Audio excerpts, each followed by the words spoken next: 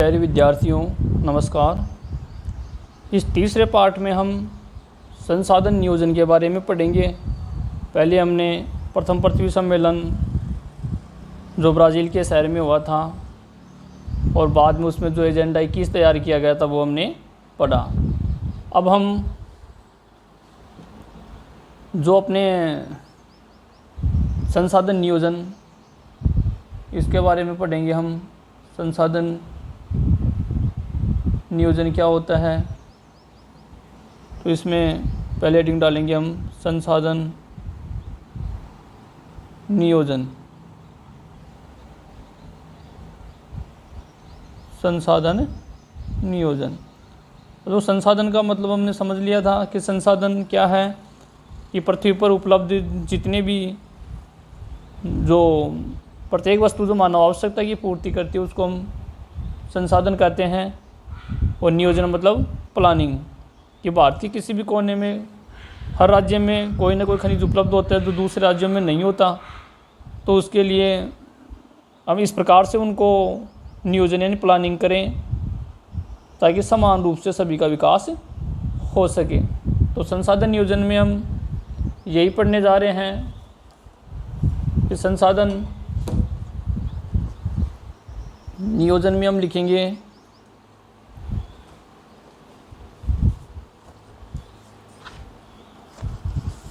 शुरू करते हैं हम संसाधन नियोजन क्या है। तो संसाधन नियोजन एक विवेकपूर्ण उपयोग के लिए नियोजित एक रणनीति है जिससे सभी राज्यों का समान रूप से विकास हो सके। तो इसमें हम लिखना स्टार्ट करेंगे। दूसरे पेन से लिखते हैं। इसमें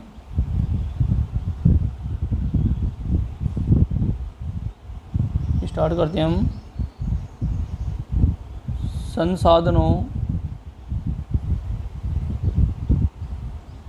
के विवेकपूर्ण, विवेक यानी समझदारी के साथ या सोच समझकर उपयोग के लिए, विवेकपूर्ण उपयोग के लिए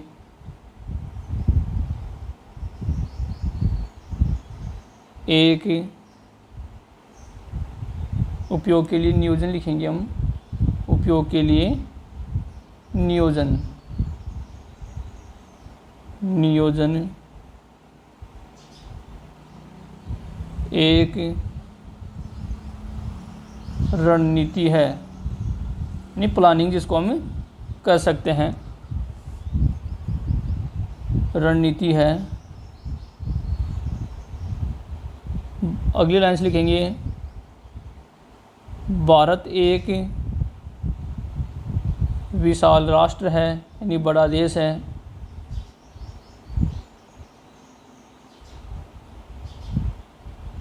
यहाँ पर यहाँ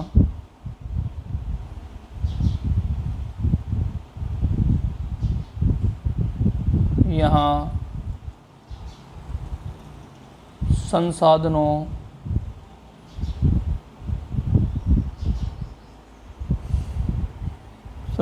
की उपलब्धता में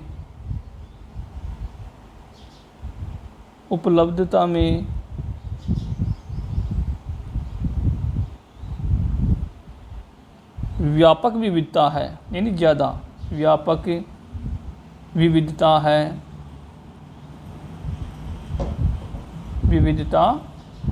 पहले प्रश्न में लिखने में थोड़ी दिक्कत आती है। तो देखो हम इसको समझने की कोशिश करेंगे। भारत एक विशाल राष्ट्र जहाँ संसाधनों की उपलब्धता में व्यापक नहीं बहुत ज़्यादा विविधता है, यानी कोई राज्य में तो वो कोई खनिज बहुत प्रचुर मात्रा में मिलता है, दूसरे राज्य में वो बहुत ही निम्न स्थिति में होता है या कई राज्यों में बिल्कुल भी नहीं होता। तो इसी को तो हम प्लानिंग करेंगे कि उस संसाधन जो उपलब्ध संसाधन है, जो विविधता है जो दूसरे राज्यों में नहीं है, तो उस राज्य के अलावा अन्य राज्यों को भी वो संसाधन उपलब्ध कराए जाएं। बहुत विविधता है, जैसे देखो हम आगे समझेंगे। भारत में भारत में ऐसे प्रदेश भी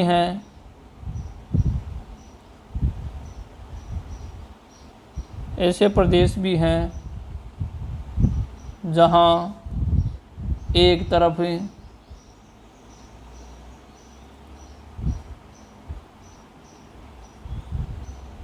नहीं लिखेंगे, एक तरह के संसाधनों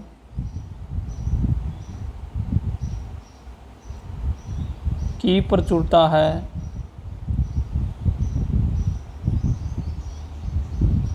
एक तरह के संसाधनों की प्रचुरता, जैसे मान लो किसी राज्य में कोयला बहुत प्रचुर मात्रा में, यानी अधिक मात्रा में पाया जाता है और वो अपने आप में आत्मनिर्भर, लेकिन दूसरे राज्यों में संसाधनों की कमी है। लेकिन आगे लिखेंगे, लेकिन दूसरे तरह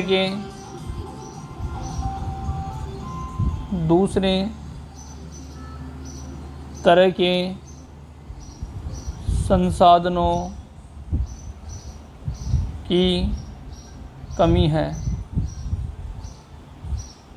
अब इसको हम समझेंगे कि एक ही तरह के, जैसे मान लो किसी राज्य में कोयला है, किसी में लोहा प्रचुर मात्रा में, किसी में तांबा निकलता है, लेकिन दूसरे तरह के, यानी राज्य तो वही है जिसमें एक खनिज तो व्यापक मात्रा में, प्रचुर मात्रा में मिल रहा है, लेकिन दूसरे तरह के जो संसाधन, जैसे मान लो किसी में कोयले के विपुल भंडार है, जैसे मध्य प्रदेश है, झारखंड है, छत्तीसगढ़ है, तो वहाँ पर अगर हम दूसरा खनिज जैसे पेट्रोल डीजल नहीं है या कम मात्रा में, या तांबे के भंडार कम है, तो राज्य तो वही है लेकिन एक दूसरे खनिजों की व्यापक कमी है, तो वो उसमें तो आत्मनिर्भर हो सकता है, लेकिन उन्हें अन्य संसाधनों की ज़रूरत भी पड़ती है, क्योंकि एक संसाधन के द्वारा ही क्या है, उनको वो विकास नहीं कर सकता।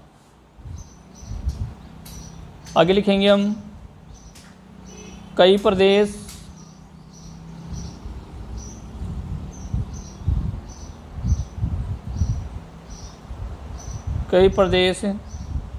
संसाधनों की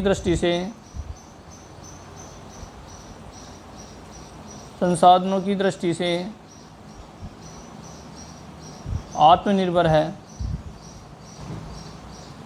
आत्मनिर्भर है, अर्थात उनके पास प्रचुर मात्रा में संसाधन है जो उसे किसी दूसरी राज्य या अन्य देश से उन्हें आयात करने की ज़रूरत नहीं पड़ती है। तो आत्मनिर्भर का मतलब यही है कि अपने आप में पूर्ण है। इसके विपरीत आगे लिखेंगे, आत्मनिर्भर है, आगे लिखेंगे हम, इसके विपरीत कई राज्य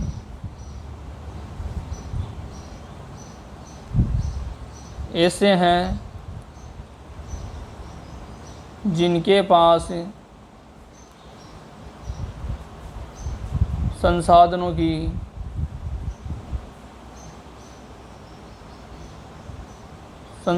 की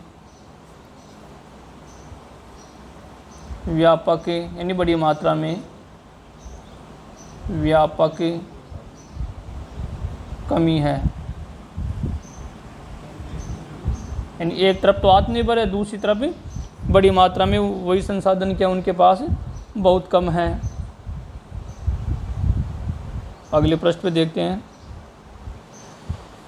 अब इसमें हम उदाहरण लिखेंगे कि ऐसे कौन से राज्य हैं जहाँ संसाधन, एक प्रकार के संसाधन तो हैं लेकिन दूसरे में उनकी कमी है। इसमें हम लिखेंगे जैसे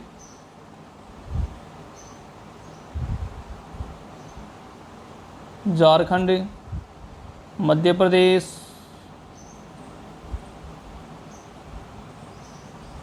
छत्तीसगढ़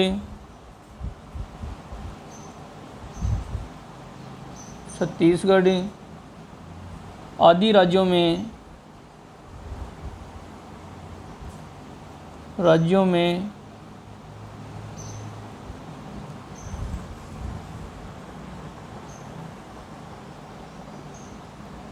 खनिजों एवं कोयले के, कोयला भी खनिज ही वैसे तो, लेकिन और भी कई खनिज तो प्रचुर मात्रा में है। कोयला तो बाकी और खनिज भी वहाँ पर पाए जाते हैं। तो खनिज एवं कोयले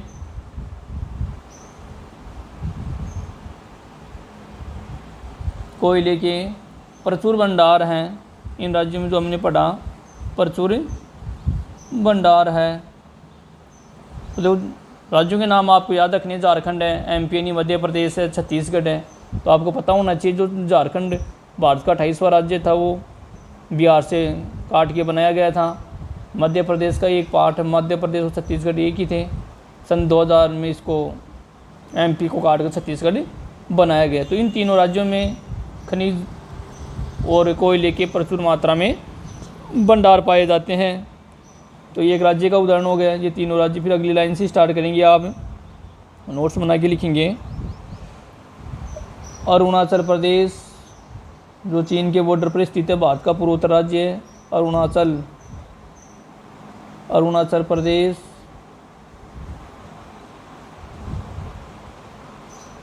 जल संसाधन है। अब यहाँ पर देखो, जल संसाधन पर्याप्त मात्रा में है, पर्याप्त मात्रा में है। यहाँ पर हम देखते हैं, देखो अरुणाचल प्रदेश जो पूर्वोत्तर राज्य भारत का है, वहाँ पर जल व्यापक मात्रा में उपलब्ध है, परंतु वहाँ मूल विकास की कमी है। संसाधन यहाँ पर जल तो है, लेकिन वहाँ पर विकास नहीं हुआ। उसके लिए तो हमें क्या करना है, नियोजन करना है, प्लानिंग करनी है। अगली लाइन में लिखेंगे राजस्थान। राजस्थान में पवन ऊर्जा एवं सौर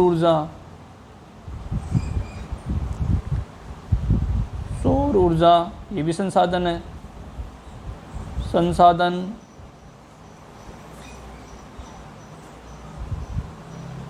प्रचुर मात्रा में है, प्रचुर मात्रा में है। अब यहाँ पर हम देखते हैं कि राजस्थान में जल की कमी है। यहाँ पर पवन ऊर्जा और सौर ऊर्जा की विपुल संभावना है, यानी पवन चक्की के द्वारा और सौर ऊर्जा सूर्य से प्राप्त ऊर्जा के द्वारा यहाँ पर जो विद्युत बनाई जाती है, बिजली बनाई जाती है, ये संसाधन है। लेकिन राजस्थान क्या है, जल की कमी से जूझ रहा है। तो आगे इसमें लिख लेंगे, लेकिन इसको रेखांकित कर लेंगे, जल की कमी है, या जल संसाधन कैसे भी लिख सकते हैं हम, लेकिन जल की कमी है। तो इसको हम अलग अलग लिखेंगे ऐसे राज्यों को। अरुणाचल प्रदेश में जल संसाधन पर्याप्त मात्रा में, लेकिन वहाँ पर मूल विकास नहीं हुआ है। राजस्थान की बात करें तो वहाँ पवन ऊर्जा और सौर ऊर्जा के संसाधन तो है, लेकिन यहाँ पर जल की कमी है। नहीं, एक राज्य राजस्थान पवन और सौर ऊर्जा के मामले में भारत के सभी राज्यों से अग्रणी है, लेकिन वहाँ जल की व्यापक कमी है। तो दूसरे संसाधन में वो क्या हो गया, पिछड़ गया। आगे बात करें हम, अगली लाइन से स्टार्ट करेंगे। लद्दाख जो अब केंद्र शासित प्रदेश बना दिया गया है, जो पहले जम्मू कश्मीर का हिस्सा हुआ करता था। लद्दाख का शीत मरुस्थल, यानी यहाँ बर्फ़ जमी रहती है, इसलिए ठंडा मरुस्थल है, इसको शीत मरुस्थल कहेंगे। शीत मरुस्थल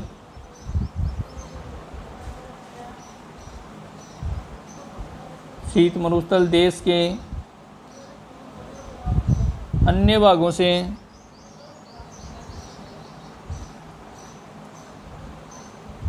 अलग थलग पड़ता है। अब ये यहाँ पर क्या कर रहा है, विविधता को दर्शा रहा है कि एक तरफ राजस्थान का उदाहरण लिया, एक तरफ अरुणाचल प्रदेश का उदाहरण लिया हमने, और एक तरफ लद्दाख का उदाहरण दिया।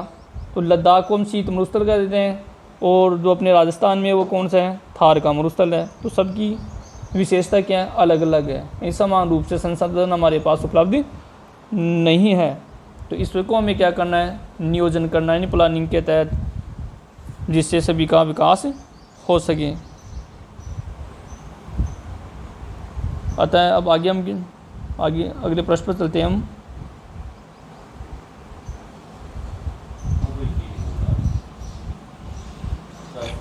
हमने इन प्रदेशों के अलग अलग प्रदेशों के उदाहरण लिए कि किसी में संसाधन प्रचुर मात्रा में अपने आप में आत्मनिर्भर है तो कोई किसी में व्यापक रूप से कमी है। आगे हम लिखेंगे, अतः नियोजन के तहत हमें क्या करना है। अतः राष्ट्रीय नेशनल लेवल पर, प्रांतीय यानी राज्य स्तर पर, प्रादेशिक एवं स्थानीय स्तर पर, जैसे ग्राम पंचायत हो सकती है, शहरों में नगर पालिका हो सकती है, नगर निगम हो सकता है, इसको हम स्थानीय निकाय या स्थानीय स्तर भी कर सकते हैं। इस स्तर पर संतुलित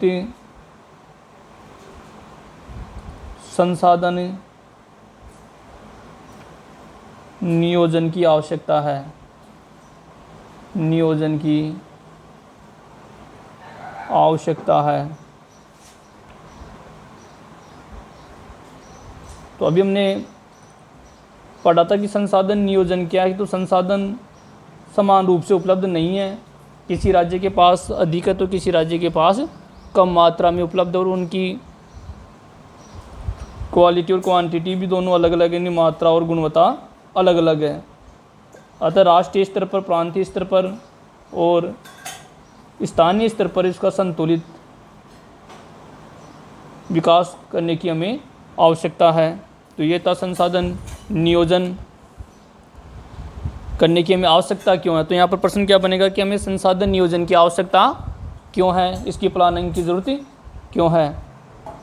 आगे हम पढ़ेंगे भारत में संसाधन नियोजन, कि भारत में संसाधन नियोजन कब किया गया, ये कैसी प्रक्रिया, संसाधन नियोजन हम किस प्रकार से कर सकते हैं। तो अगली हेडिंग डालेंगे हम संसाधन नियोजन। भारत में संसाधन नियोजन। तो पहले पढ़ा हमने केवल संसाधन, अब है भारत में संसाधन। तो यहाँ भारत शब्द है, तो भारत में हम संसाधनों का नियोजन किस प्रकार से करेंगे। तो इसमें हम देखते हैं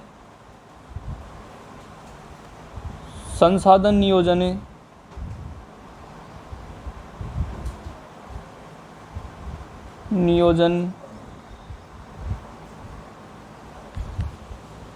एक जटिल प्रक्रिया है।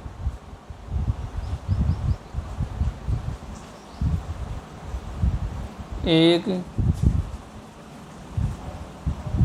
जटिल प्रक्रिया है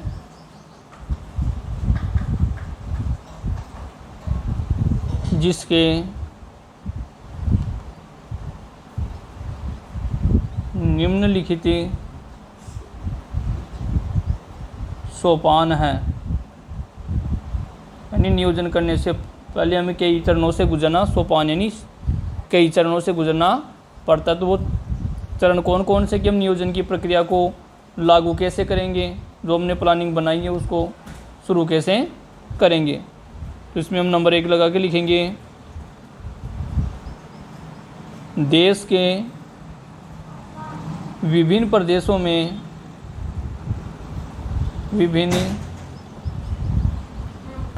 में संसाधनों की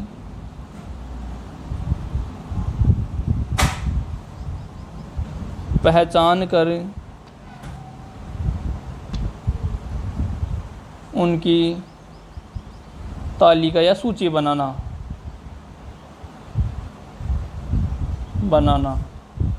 तो सबसे पहला सोपान या जो सीढ़ी है वो क्या है कि देश के विभिन्न प्रदेशों में कौन से राज्य में कौन से संसाधन हैं, उसकी पहले हम पहचान करेंगे और उनकी एक तालिका बनाएंगे। फिर उसको हम नियोजित रूप से क्या करेंगे, उसका बंटवारा करेंगे। दूसरी सोपान है, इसी को पूरा करते हैं पहले हम। इस प्रक्रिया में हम क्या करेंगे, सबसे पहले पहचान करने के बाद इस कार्य में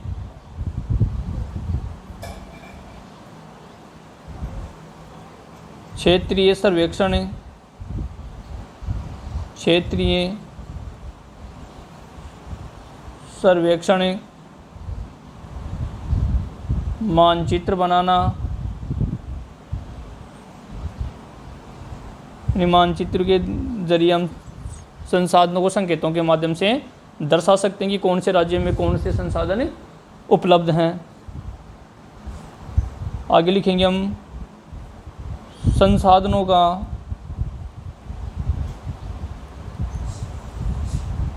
गुणात्मक एवं मात्रात्मक।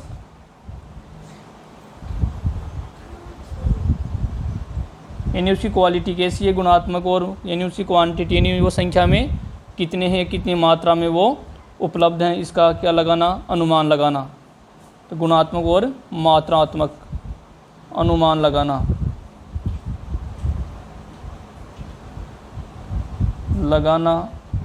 व उनका मापन करना,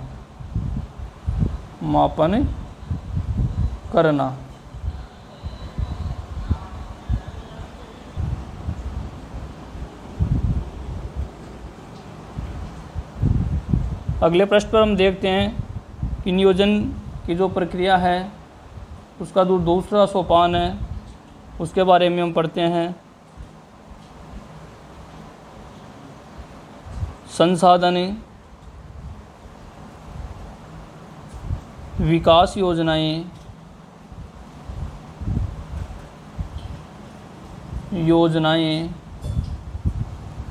लागू करने के लिए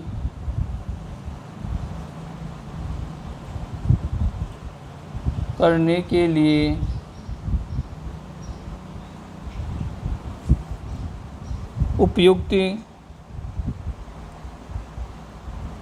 प्रौद्योगिकी यानी टेक्नोलॉजी,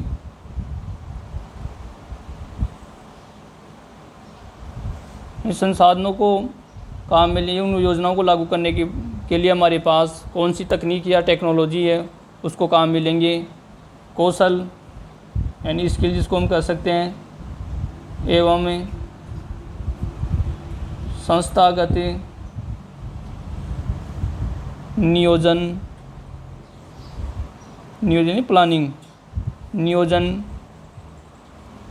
ढांचा तैयार करना इसमें शामिल है। कि सबसे पहले हम संसाधन, भारत के प्रत्येक राज्य में उपलब्ध जो संसाधन है, कौन कौन से संसाधन हैं, कितनी मात्रा में हैं, उसकी गुणवत्ता कैसी है, इसकी तालिका बनाएंगे। और दूसरी सोपान में हम क्या करेंगे, इन संसाधनों का विकास योजनाओं में लागू करने के लिए हमारे पास कौन कौन सी जो तकनीक यानी प्रौद्योगिकी टेक्नोलॉजी है उसको काम में ले। कोई कौशल हमारे पास क्या स्किल है, यानी किसी का कौशल का मतलब होता है किसी कार्य विशेष में दक्ष होना। और हमारे पास क्या संस्थागत नियोजन है, इसका एक प्लान तैयार करेंगे हम। तीसरा सोपान है इसका संसाधन विकास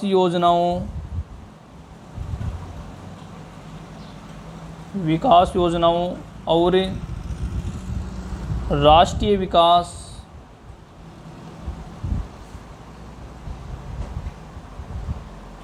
में समन्वय स्थापित करना। समन्वय मतलब तालमेल, आपस में तालमेल स्थापित करना, समन्वय स्थापित करना। इसमें राष्ट्रीय स्तर पर राष्ट्रीय सरकारें और स्थानीय स्तर हमने पढ़ा, स्थानीय स्तर पर या प्रांतीय सरकारें सभी समन्वय मतलब आपसी तालमेल के द्वारा इस एजेंडे को या इस प्लान को तैयार करेंगे, इसको पूर्ण करेंगे। तो इसके 3 सोपान हो गए। आगे हम पढ़ते हैं कि भारत में जो संसाधनों का नियोजन है, जो प्लानिंग है, वो कब से शुरू की गई। तो इसको हम अलग से लिखेंगे कि स्वतंत्रता के बाद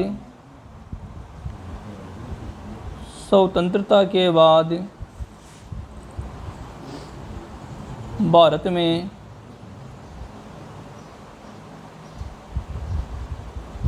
संसाधन नियोजन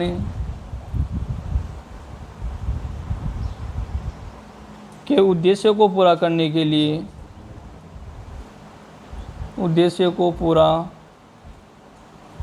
के लिए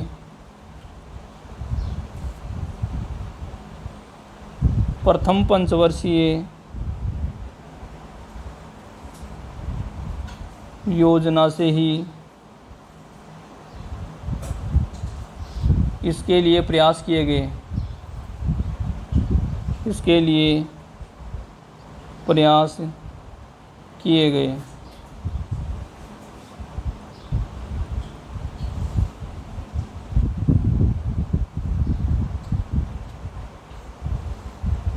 तो अब तक हमने पढ़ा भारत में संसाधन नियोजन, उसके लिए कौन कौन से चरण से, उसमें 3 सोपान थे। आगे हम पढ़ेंगे संसाधनों का संरक्षण। तो हम हेडिंग डालेंगे संसाधनों का संरक्षण, अर्थात जो संसाधन उसको हम काम में तो लेना ही, लेकिन उसका अविवेकपूर्ण यानी अंधाधुंध दोहन नहीं करना है। केवल अपने स्वार्थ की पूर्ति के लिए संसाधनों को किसी व्यक्ति विशेष या कुछ लोगों तक ही सीमित न रहें, और हम इन संसाधनों का इस प्रकार से उसको काम में ले कि हम आने वाली पीढ़ी के लिए उसको बचा कर रख सकें। इसको हम सतत पोषणीय विकास भी कर सकते हैं। तो इसमें हम पढ़ेंगे कि जो संसाधन होते हैं, संसाधन किसी भी तरह के विकास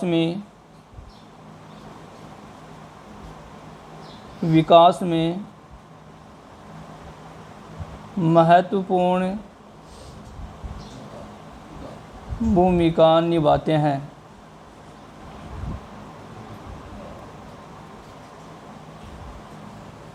लेकिन संसाधनों का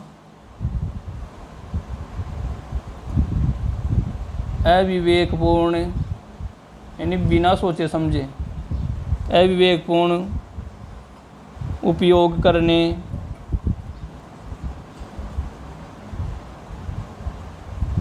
के कारण कई सामाजिक व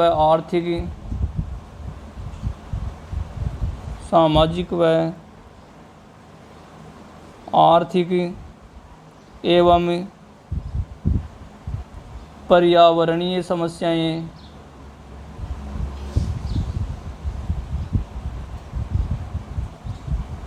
उत्पन्न हो सकती है।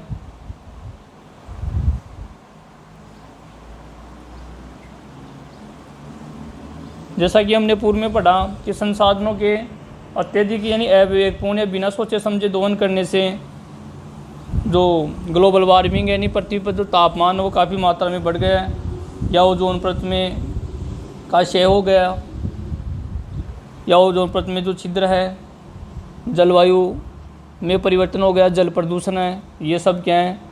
संसाधनों का अविवेकपूर्ण यानी बिना सोचे समझे उसका दोहन करने का परिणाम है। इसके अलावा सामाजिक आर्थिक समस्याएं भी पैदा हो गई हैं। तो इनके लिए हमें क्या करना है? इन समस्याओं से बचने के लिए हमें इन संसाधनों के संरक्षण की आवश्यकता है, यानी उसको हम काम में तो ले लेकिन उसको संजो कर रखें, उसको बेकार होने से बचाएं। जितनी हमें आवश्यकता है उतना ही हम उनको काम में लें। यही क्या है? संरक्षण है। तो आगे हम लिखेंगे इन समस्याओं से बचने के लिए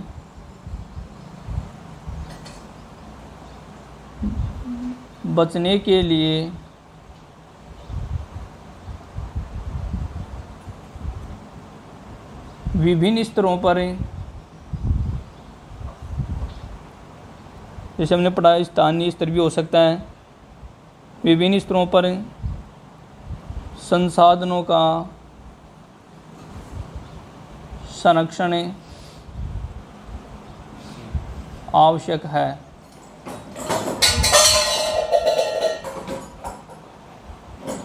अर्थात हमें जितनी आवश्यकता है उतना ही हम काम में लें ताकि आने वाली पीढ़ी के लिए हम उनको बचा कर रख सकते हैं। इस संदर्भ में इसका हम एक उदाहरण भी लिखेंगे कि संसाधनों के दोहन से संबंधित महात्मा गांधी ने एक अपना वक्तव्य दिया, उसको हम लिखेंगे। गांधी जी ने संसाधनों के संरक्षण पर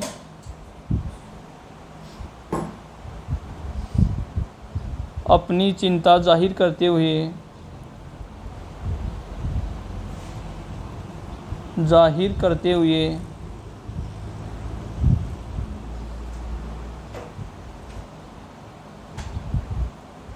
कहा था कि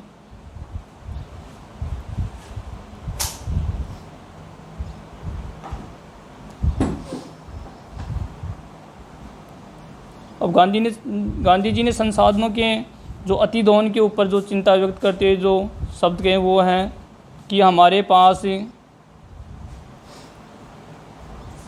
हर व्यक्ति यानी प्रत्येक व्यक्ति के लिए हर व्यक्ति की आवश्यकता को पूरा करने के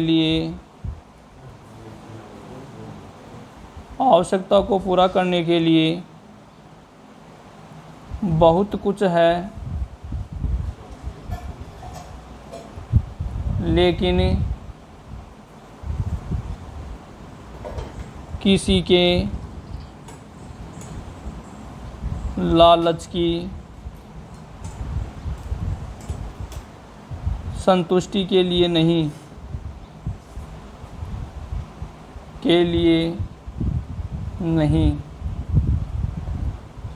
यानी हमारे पास यानी प्रकृति ने हमें इतना दिया है कि प्रकृति में किसी भी देश में या किसी भी राष्ट्र में जितने भी व्यक्ति हैं उनकी आवश्यकता को आसानी से पूरा किया जा सकता है, लेकिन किसी एक व्यक्ति के लालच को पूरा नहीं किया जा सकता।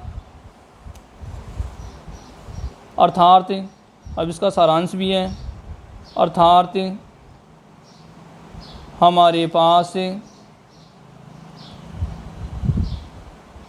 पेट भरने के लिए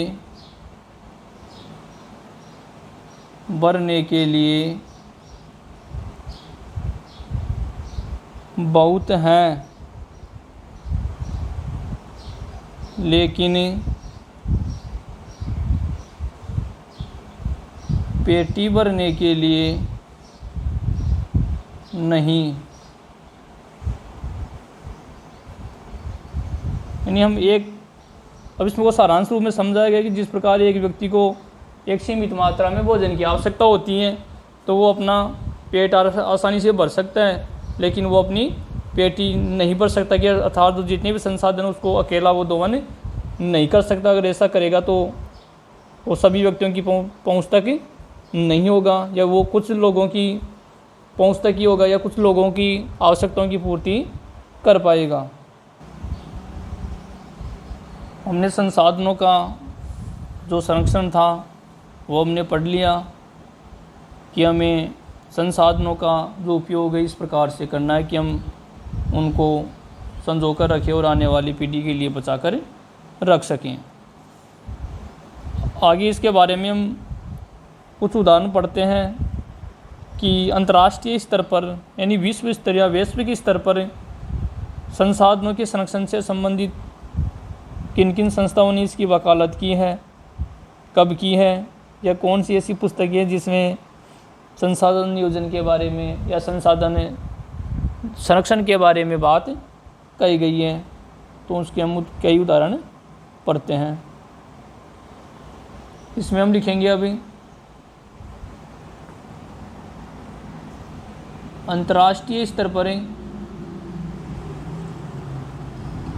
अंतर्राष्ट्रीय स्तर पर, यानी वैश्विक स्तर भी इसको हम कह सकते हैं, व्यवस्थित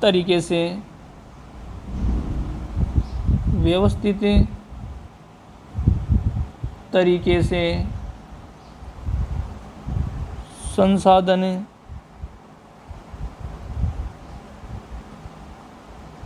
संरक्षण की वकालत, यह इसका समर्थन कर सकते हैं। 1968 में, सन याद रखेंगे, व्यवस्थित तरीके से सर्वप्रथम ये जो अंतर्राष्ट्रीय स्तर पर इसकी जो वकालत है या उसको हम समर्थन कह सकते हैं। क्लब ऑफ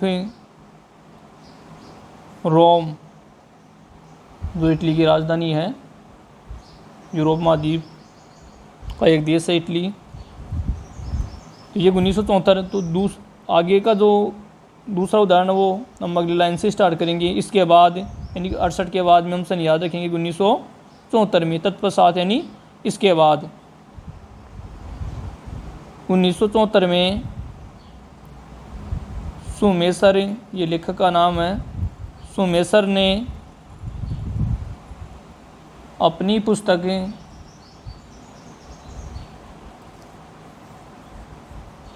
इसको रेखांकित कर लेंगे हम लेखक को, small is beautiful, small is beautiful,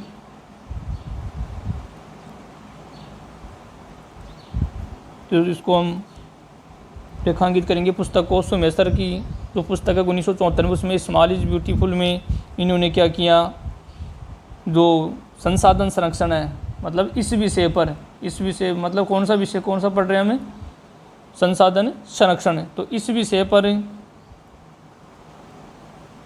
Gandhi ji, जो भी हमने पूर्व में पढ़ा कि हमारे पास सभी व्यक्तियों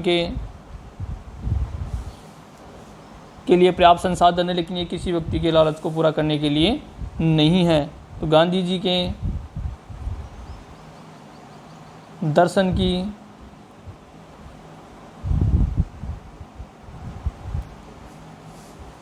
पुनरावृत्ति की इस पुस्तक में सुमेसर ने, जो 1974 में की पुस्तक है स्मॉल इज ब्यूटीफुल में, गांधी जी ने जो वक्तव्य दिया है उसका समर्थन किया है या उसकी पैरवी की है। फिर 1974 के बाद में 1987 में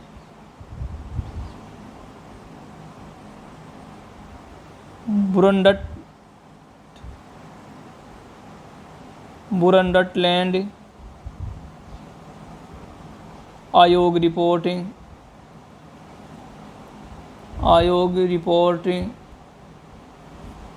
द्वारा वैश्विक स्तर पर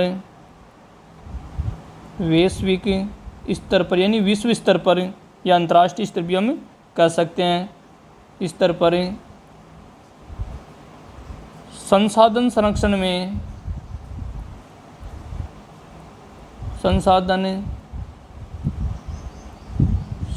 में योगदान दिया है।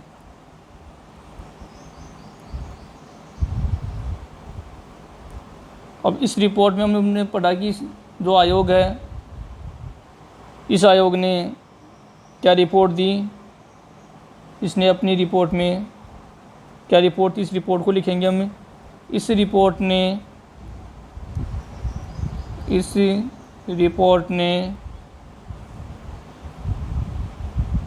उसको हटा देते हैं, रिपोर्ट ने सतत पोषणीय विकास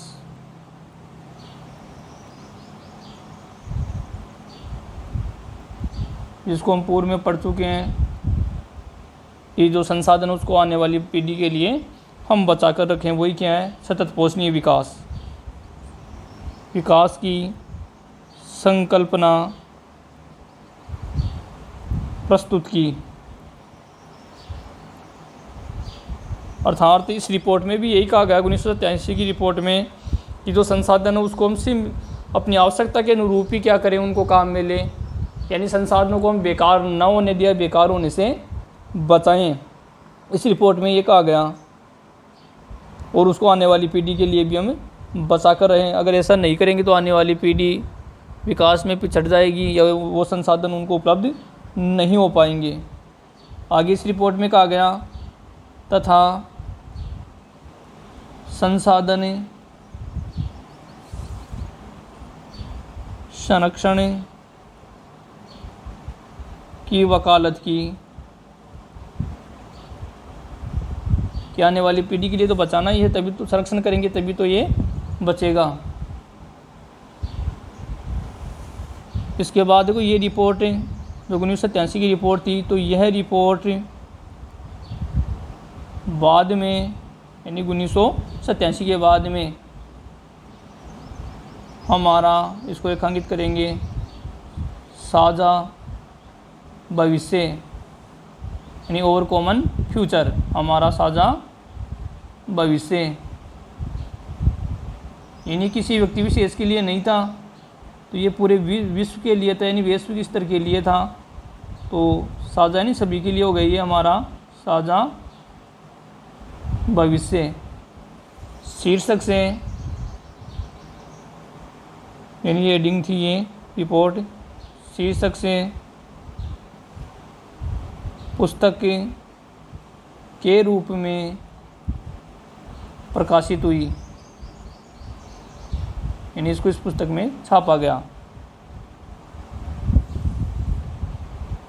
तो ये रिपोर्ट जो 1987 में दी गई कि समय संसाधनों को बचाकर रखना है, सतत पोषणीय विकास को ध्यान में रखना है, तो ये रिपोर्ट बाद में हमारा साझा भविष्य शीर्षक नाम से पुस्तक में प्रकाशित की गई। एक 1987 का था। इसी का परिणाम था कि जो हमने पूर्व में पढ़ा था कि ब्राज़ील में 1982 में जो प्रथम पृथ्वी सम्मेलन आयोजित किया गया, ये इसी रिपोर्ट के आधार पर किया गया था। तो ये इसका एक महत्वपूर्ण योगदान है। तो इसको हम उदाहरण के रूप में भी लिख सकते हैं। ब्राज़ील का जो पृथ्वी सम्मेलन था, पृथ्वी सम्मेलन यानी इसको प्रथम पृथ्वी सम्मेलन भी कर सकते हैं, जो जून 1992 में आयोजित हुआ था। तो कोष्टक में हम सन भी लिख सकते हैं 1992। ब्राज़ील का पृथ्वी सम्मेलन इसी रिपोर्ट का योगदान है, इसी रिपोर्ट का योगदान है, क्योंकि ये रिपोर्ट 1987 की थी और इसी के ध्यान में रखते हुए 100 से अधिक राष्ट्राध्यक्षों ने मिलकर ब्राज़ील जो दक्षिण अमेरिका महाद्वीप का एक देश है, उसमें प्रथम पृथ्वी सम्मेलन आयोजित किया गया था, जिसमें हमने पढ़ा है उसमें एजेंडा 21 भी तैयार किया गया था।